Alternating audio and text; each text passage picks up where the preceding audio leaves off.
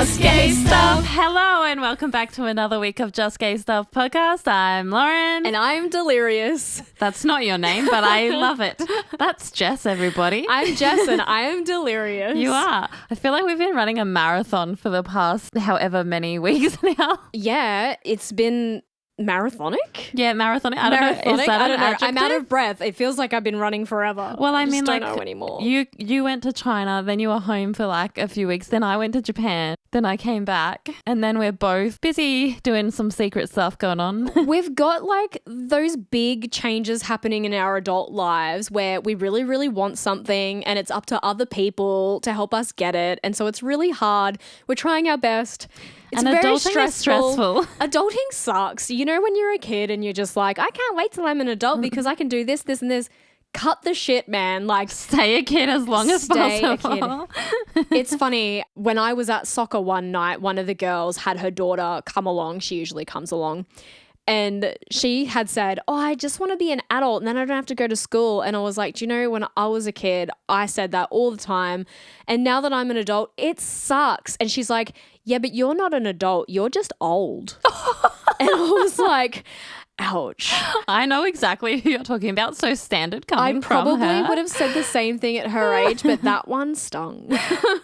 Yeah, I remember even being in like year 9 and all the year 12s are like, oh, don't be in such a hurry to graduate. You're going to miss it, blah, blah, blah. I was scared to graduate year 12. Oh, yeah? Yeah, because I feel like there's all that pressure that we talk about where people expect you to know what you want to be and where you want to go and what you want to do and, you know, how you're going to work life out. And you're just 17 or 18 and trying to discover yourself. It's true. Like we talk about on this podcast, it's all a journey. You're not just going to know what you want. And people change their lives halfway into it. You can be completely middle-aged and make a break, you know? Yeah, you can do whatever you like. I think, yeah. Most people become, I think we had this conversation in the car the other night. Probably. We have a lot of conversations in the car. I know. A lot of people that we've mentioned, whether it be like Walt Disney or someone whose name we don't mention because she's transphobic.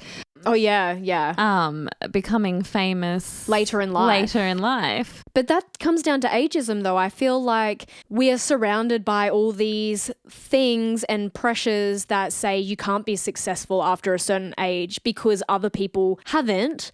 But then there are those people that have that kind of open those pathways for us. And, you know, I still feel the same way. You know, we're all chipping away at something. Yeah. So whatever success looks like to you, just keep trying for it like Lauren and I are right now. We're constantly chipping away and we're trying for right now. And that is also why we're coming to you on this late night podcast episode. It is late. We're going to talk about the weather because I feel like that's an important thing to I was going to talk about the weather. The weather was disgustingly hot.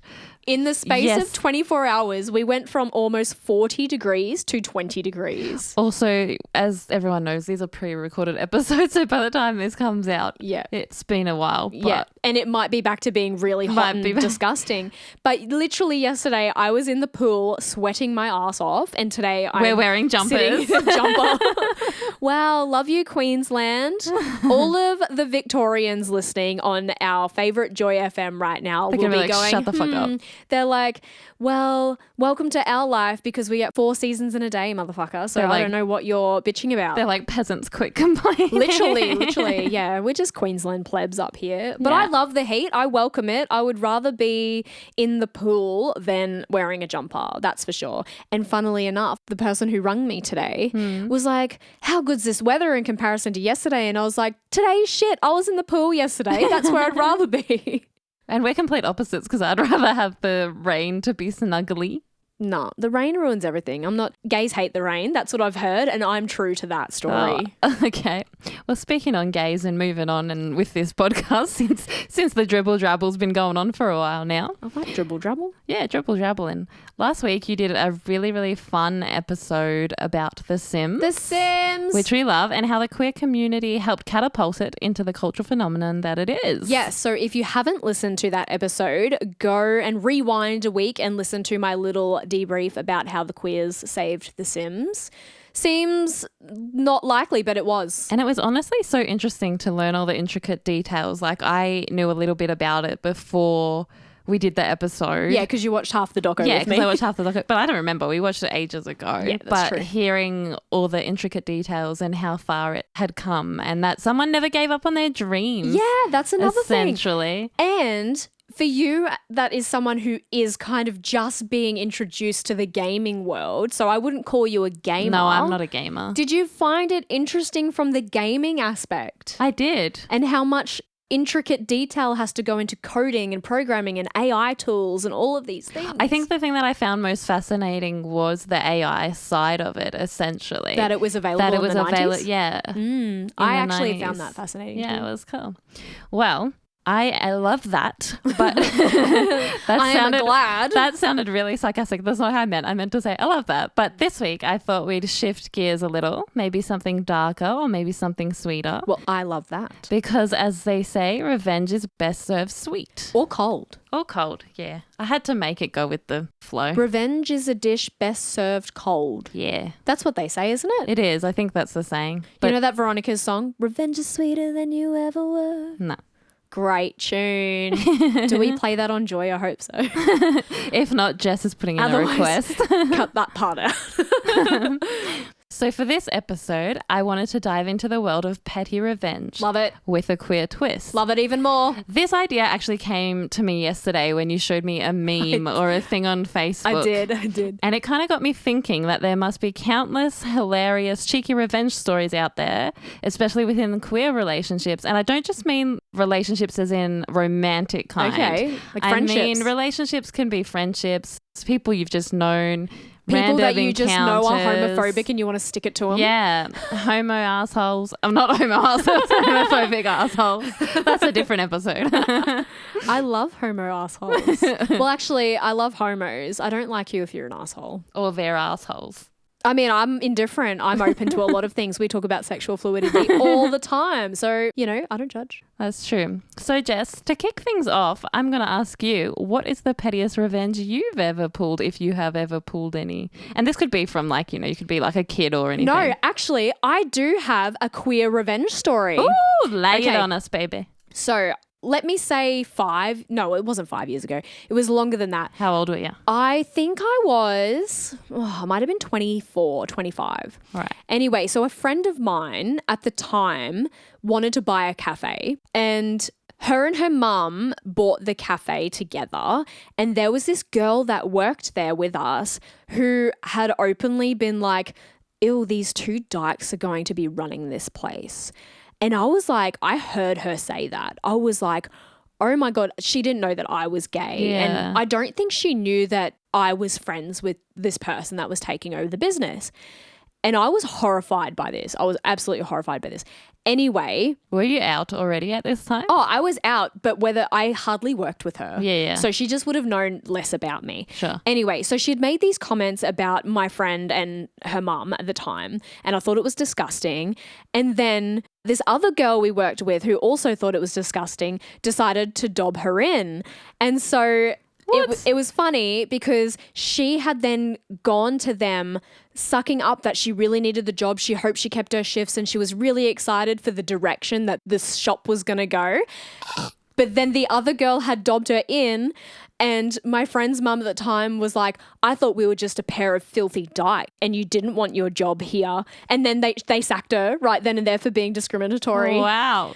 And I was like, yeah, because regardless of your opinion or your view, you should not judge somebody, and you should never burn your bridges because you never know if it's going to come back to bite you in the ass. And I was living that it came back and bit her in the ass. I don't think she should have kept her job.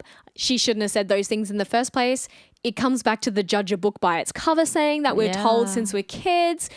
And she was a proper kind of, hoity-toity kind of proper person. And it just goes to show, regardless of how you come across, it's all about like how kind you are. So just be kind, and she would have never lost her job. But I still laugh about that to this day because I think that was well deserved. And it costs nothing to be kind. 100%. But that was kind of like karma best Oh, well yeah. served. I love that. No, karma always comes back. Yeah, it's like karma a boomerang, comes back baby. full circle, Yeah. 3 times worse. I love that was your petty revenge story, but it wasn't really anything to do with you. No, it wasn't anything to do with me. But I was involved because I was there. You were involved because you were there and because you knew the people. And because I was living for the outcome. I loved it. Yeah. I can't really think of like a petty thing that I have done. When I was thinking about this episode and writing it out, I think the only thing I can think of is either I was in grade 4 or grade 5. And if you guys remember when we very first started this podcast, this would have been the time I was discovering my sexuality because I would have been that 12. Was this when your parents made you marry your stepbrother? No. That was a different time. My parents didn't make me do that in my own accord, and now we're both gay. So hey. That's a revenge story. Yeah. No, I think that this was when I was like 10, 11, 12, whatever. Because you came out as bi when you were 12. Yeah, so 12. you were self-discovering, yeah. Self-discovering. I also was really, really skinny, had the short red Josie and the Pussycat hair. Yeah, gay. Gay or art student? Both. And I remember around this time, a new kid came to our school and they joined our group, and I remember thinking that her and I had become friends, but it was more just a ploy to bully me. Oh, I hate that. Yeah. And I remember it got to a point where I don't know why I said this, but where my version of standing up for myself was like, don't pick on me or my mum will get you because she's a witch. Cause you still use that. You said that to me yesterday. Yeah, I did. I'm just kidding. Yeah, and beware. No, I'm just kidding. She'll turn me into a pumpkin. I can't go out after midnight. Yeah, you would like that. Can she make it after 9 p.m.? Yeah. The bullying didn't really stop. So mum did, in fact, get all dressed up and came to the school, and she looked directly in this kid's eye, pointed and made a witchy face and said, I am a witch and I just put a curse on you. Oh, my God. And the kid ran away screaming.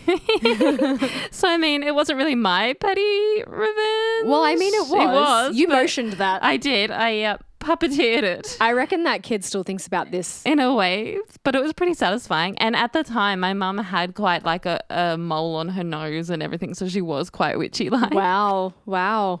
Yeah.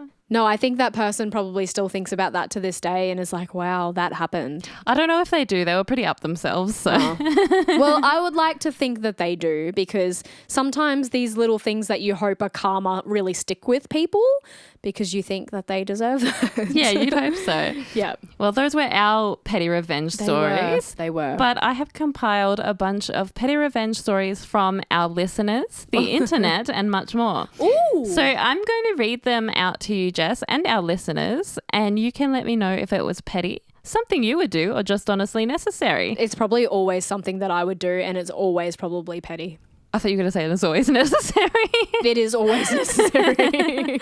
To you, maybe. If I want to stick it to someone, I think it's well deserved, and that should happen. Right. Well, the first story I thought should be the story that you did in fact show me last night. Yeah, so I thought it was a good one. That people know where where this idea This was literally just on Facebook, and I thought it was hilarious, so I showed Lauren, and I was like, "Yep, where this idea of this episode came out of."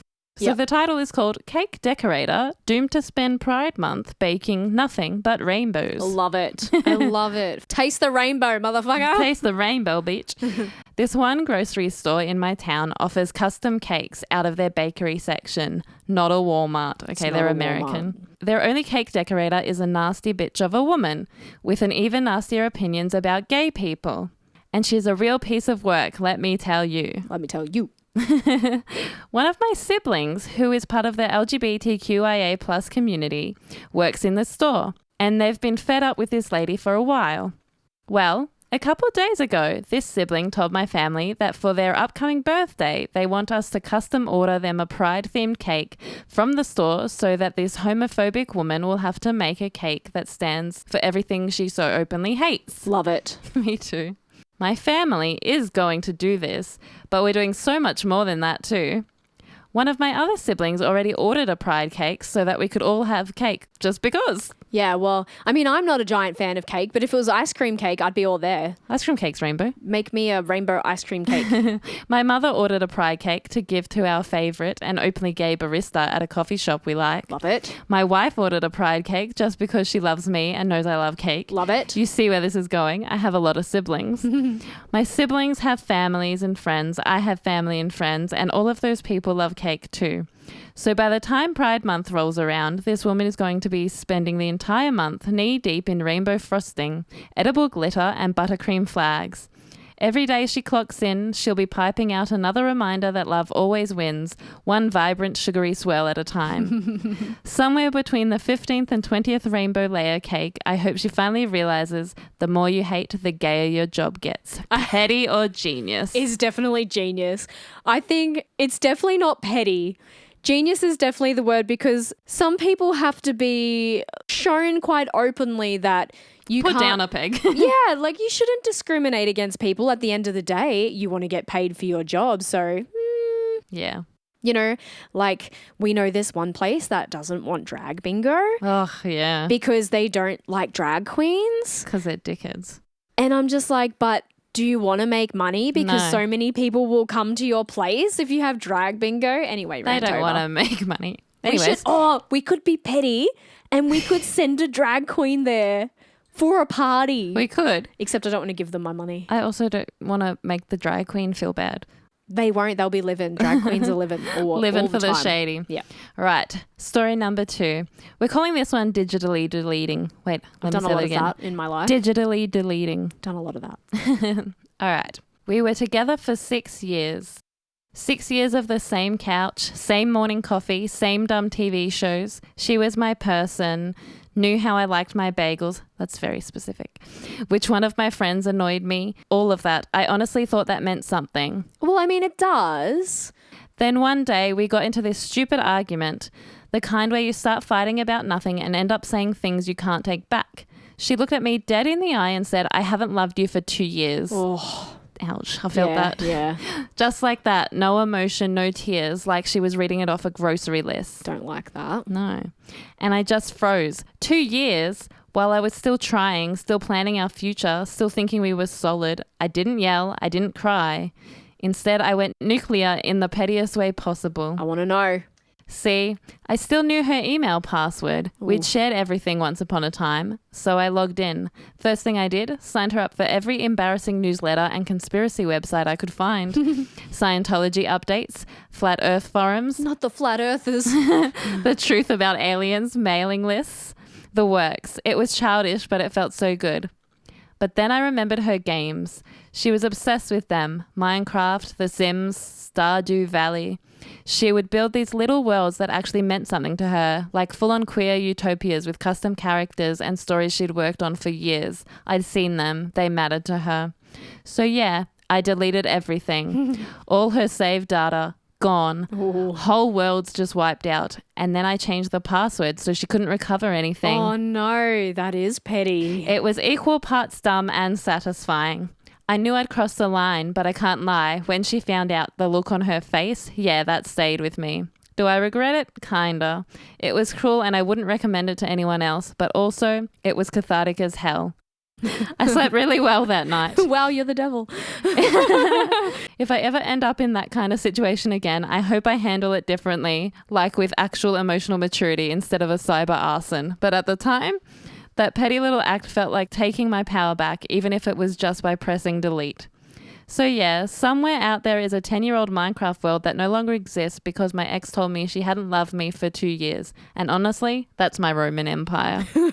That is pretty hectic. That was petty. As a gamer, that would hurt my soul. But then at the same time, I don't think I would ever tell someone I haven't loved them for 2 years of us trying to be in a relationship. I think that's pretty harsh.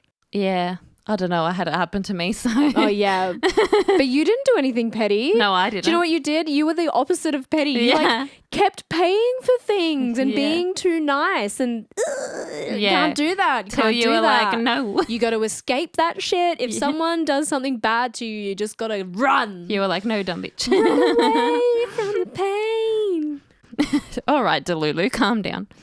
I'm actually in a good mood because I feel like today has been so stressful. And now you can listen to all these crazy I stories. feel like I've been on this like brain scatter high and I'll finally be able to breathe in 2 days. She's debriefing now. All right, story number 3. Deflating too. Deflating, yeah. Bad breakup revenge. Dun, dun, dun.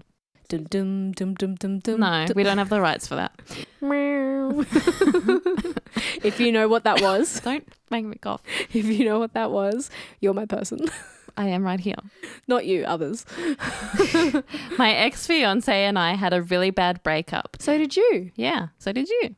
No, we weren't fiancés. Oh, yeah, right. The kind that leaves a pit in your stomach and a list of things you wish you'd said sooner. Okay, yeah, I've been there. It didn't take long before his mother decided to get involved. Ugh. She went on social media calling me all sorts of names, posting cryptic quotes about fake people, and basically turning my heartbreak into her Facebook hobby. So I called her. Love that. She didn't answer, which was probably for the best. I left her a voicemail, calm, steady, maybe a little too polite, listing all the reasons I had to leave her narcissistic son. I finished it by saying, honestly, I see exactly where he gets it from. Love it. It felt good, too good. Then a few hours later, I thought of something else I should have said. So I called again, left another voicemail, and then another. Every time a new reason popped into my head, something he'd done, something she'd excused, I'd hit call. It became almost therapeutic, my own little way of reclaiming the last word. After a few days, she finally blocked my number. But by then, I'd said everything I needed to say, maybe more. Sometimes closure doesn't come from a conversation. Sometimes it comes from a well-documented voicemail trail. That's pretty good. That also took a lot of effort though. And actually, while you were saying that story, I kind of thought of something else to do with my ex. Yeah. And this friend that we had a mutual friend who decided they didn't want to be friends with me anymore. And hilariously enough, I don't even know why this is relevant because it's kind of revengey, I suppose. But she ditched our friendship because she had found a girlfriend, and then, you know, how some lesbians just mutate into each other. She did that thing and then decided she didn't need friends anymore. So she decided to not be friends with us. And then when my ex broke up with me, she told my ex that she's glad my ex left me because she was horrified by the way I treated her. And I'm just like, funny thing is though, they used to come over every week for dinner on a Sunday, and every time they left, my partner at the time would be crying over something that she had said to her. And I was just like, imagine. And then because my ex still had what little loyalty she still did have to me, she told me all the things this person said. So I think that's also karma in a way, because I don't think our ex-friend thought that that would ever get back to me. No, of course not. And then said ex-friend walked by you at Christmas time too. Yeah, literally after I just told someone that I would hit her with my car next time I saw her. And then she walked by. But I don't mean anything by that, but you know. 10 points. Sometimes violence is the answer. No, I'm just kidding. Sometimes violence is fun. No, I'm just kidding. All right. Story number 4, cat karma. Are you ready? Yeah. I was going to sing Karma Chameleon, but we don't have the rights for that. No. My ex-husband was deathly allergic to cats. Ooh. Like sneeze until he can't breathe level allergic. Ooh. I, on the other hand, have always loved animals. One day I was driving home from work and saw this tiny black kitten sprinting alongside a busy road. She was dirty, scared, and meowing like her life depended on it. That's so sad. I don't like when animals are hurt. Obviously, I had to save her. Obviously. I brought her home, cleaned her up, and gave her a little saucer of milk. Don't come for me. I didn't know better back then. Yeah, we've all learnt things since. Yeah. She instantly purred and followed me everywhere. I named her Luna. That's not very original, but maybe you were the first. I don't know. Now, my husband at the time, not thrilled, he immediately started complaining. You know I'm allergic. You can't keep that thing here. It's not a thing. It is a living, breathing animal that just wants to love you. Although it is a cat, so maybe it doesn't want to love you. But if it was a dog, it would just want to love you. Yeah. But I wasn't about to throw a helpless kitten back on the street. No way. So I compromised. Luna stayed mostly in the spare room and away from our bedroom. I vacuumed constantly, used air purifiers, the whole deal. But here's the thing. My ex was a massive jerk. Aren't they all? Like emotionally manipulative, gaslit you until you think you're the problem type of jerk. Oh, yeah. Well, then fuck him. So whenever he'd say or do something that really pissed me off, like belittling me, forgetting our anniversary, or leaving his dishes right next to the sink, I'd get this tiny little spark of chaotic satisfaction. Where you put the kitten on his pillow. I'm getting there. And that's when I started my secret petty revenge. When he'd finally leave for work, I'd scoop Luna, give her all the pets and love she deserved, and then casually rub her soft little face all over his pillowcase. I knew it, but I was expecting you to say soft little butt. Like a mini fur-powdered voodoo ritual. Fast forward to bedtime. He'd crawl into bed, all smug and unexpecting. 10 minutes later, sniffling, sneezing, eyes watering. Ugh, my allergies are so bad today. Must be the weather. What kind of laugh was that? I'd just lie there next to him, stroking Luna in my mind, trying not to laugh. This went on for months. He never suspected a thing. Luna, meanwhile, became my best little companion. Of course she did. She always knew when I was upset, curling up next to me like, don't worry, I got you, human. Of course she did. Eventually, I left him for much bigger reasons than cat hair, and Luna came with me. She's still living her best spoilt life, and every now and then, when she curls up on my pillow, I can't help but smile because Karma's got claws. Kitty's got claws. Kitty's got claws. I love that. And I saw that coming. Did ya? I'm also allergic to cats, so don't try that shit with me. I won't. But you've been all right with Georgie. Yeah. We haven't spent that much time with him. We really haven't spent that much time with Georgie. When we first started dating. Yeah, I would just have to get on the antihistamines. All right. I'm sorry. This is another animal one, but it's okay. Is this like a trigger warning for animal lovers? This better not be bad. It's a little bit of a trigger warning for animal lovers. Okay, I'm ready. I'm ready. Let's get it over and done with, please, Lauren. He let his dog suffer, so when I left, I took her ashes with me. Oh, that hurts already. I know. My ex-husband had this beautiful brown, long-haired dog, the sweetest girl. Toward the end of her life, she started getting really sick. I begged him to take her to the vet to let her go peacefully, but he refused. He kept saying she's fine, even when she could barely stand or eat. I hate that. Me too. I had to sit there and watch her die slowly because he wouldn't take her to be put to sleep. I knew if I tried to take her myself, he'd kick me out. He controlled all the money and everything in our lives. Can we just stop this pattern where people allow this kind of disrespect? I know it's hard, and I know these people reel you into this sense of security and they love bomb you and all this stuff, but oh my God, we need to stop this. It's so bad. I hate listening to this. Yeah. When she finally passed, I was heartbroken. Weeks later, he came to me and said the vet had called and told him that they concluded that someone had abused her to death. Yeah, you dickhead. Yeah. Then he looked me in the eyes and asked if I had done something to her. The What? audacity of Yeah. this fucking man. Narcissist. I was absolutely devastated. I would never hurt that dog. I cried for days thinking I might have missed some sign that she was suffering more than I realized. You didn't, babe. The idea that he could think I'd abuse her, that anyone could, was horrifying. Then, a few days later, I found out the truth. He had been having an affair. Not just that, he had a child with his side piece. Oh, for fuck's sake. That was it for me. I packed what I could, left, and when I did, I took his dog's ashes with me. He didn't deserve her, not after the way he treated her or me.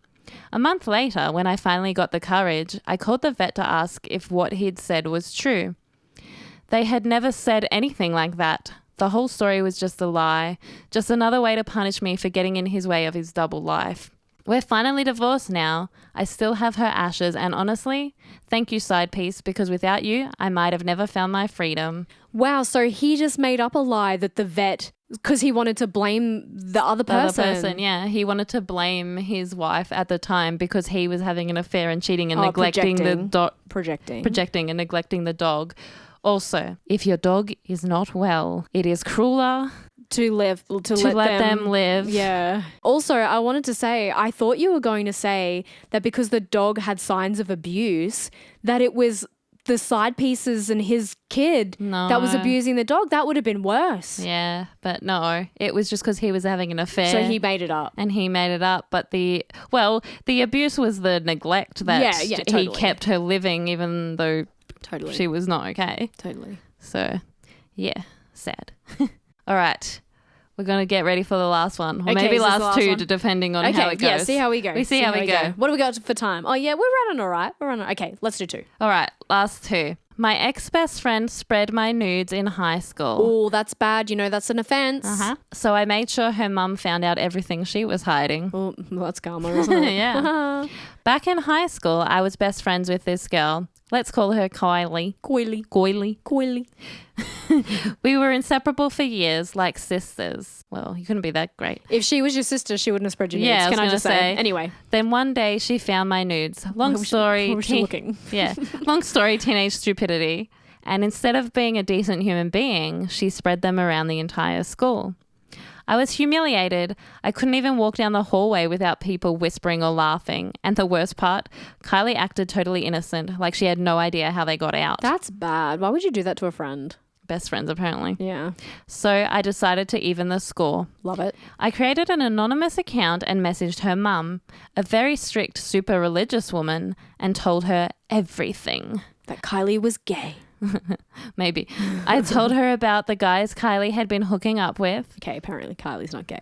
Maybe Kylie's She could be bisexual, fluid. I don't know. How she was sneaking out, and even that nickname her mum absolutely hated.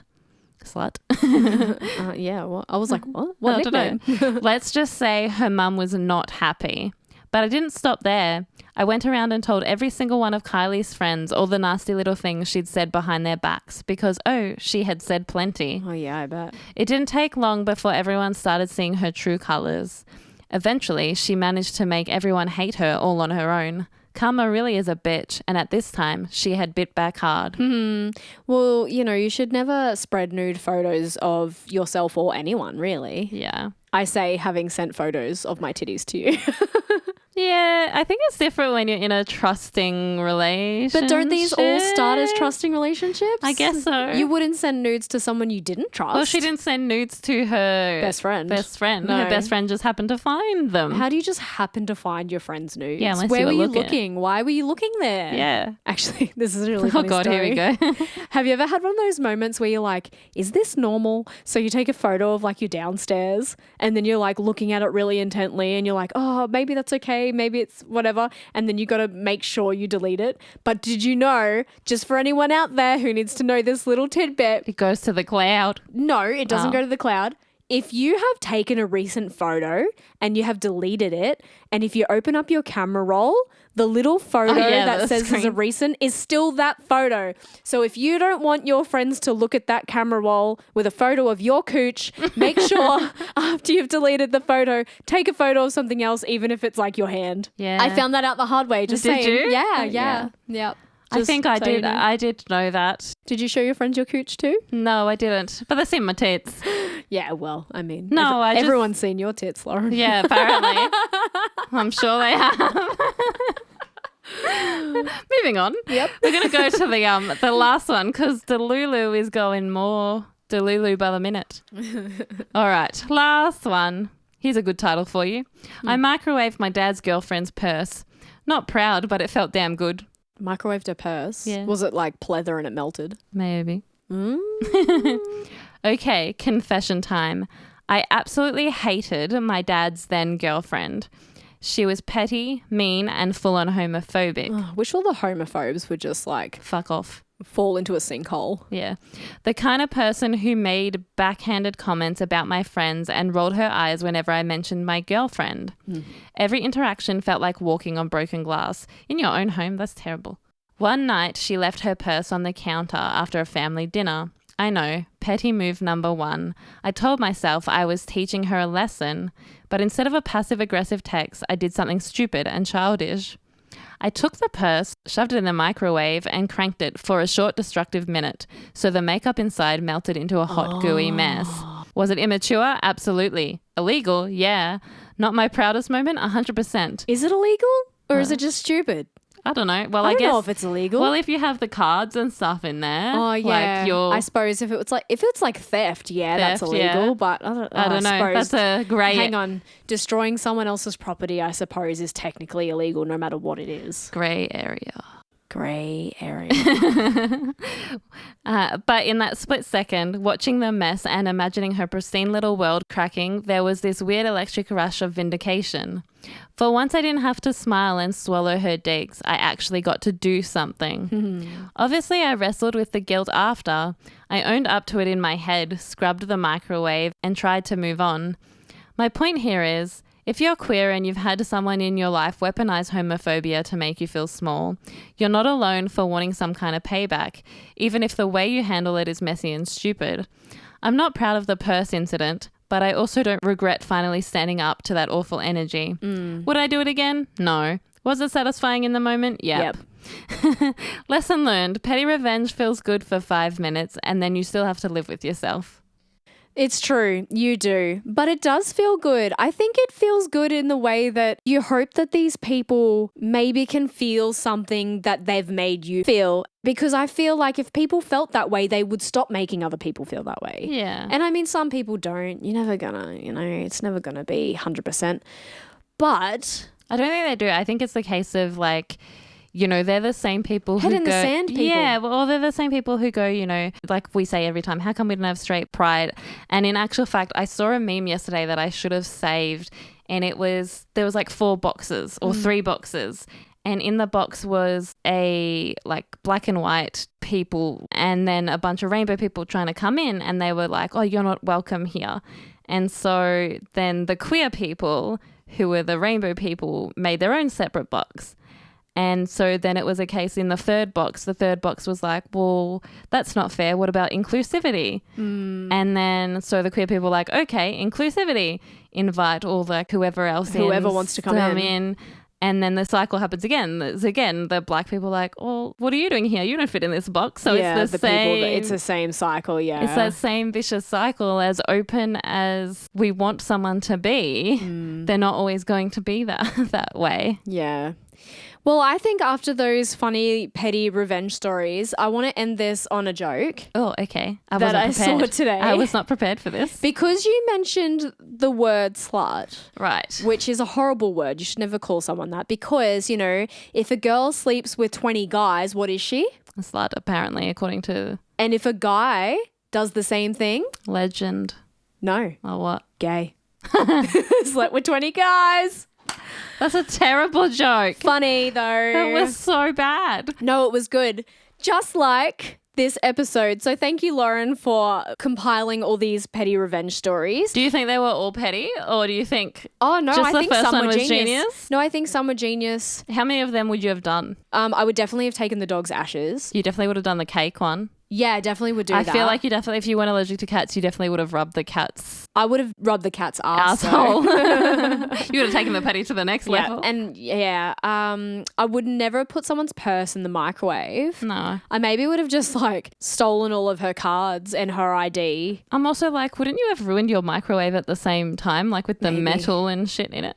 Yeah, maybe. Depends what kind I think of I purse would you have had. just like stolen her stuff and put it in a place that she thought she would never put it, and then she thought it was lost, and then she'd be like freaking out, being like, "Oh my god, my stuff's all gone," but it really wasn't. Yeah. I think that would, That makes I sense. wouldn't have destroyed anything. You wouldn't have destroyed property. No. You're not at that level of petty. No.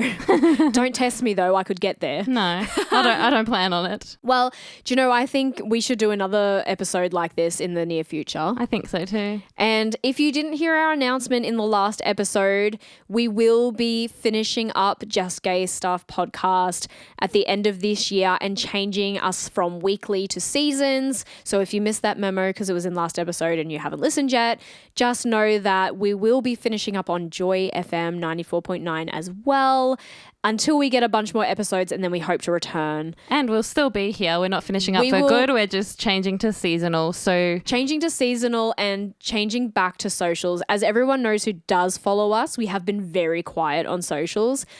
We have just been so busy that we don't have any time to cut the socials anymore. And we don't have an extra person because we don't have money to pay them. Yeah, but also we did have plans to have an extra person and pay them, but then life took them in a different direction as well, which is absolutely fine. So we are just making do with what we have for now, and we really appreciate each and every one of you, as we like to say every week. We sure do. So until next time, you better remember to stay gay, motherfuckers.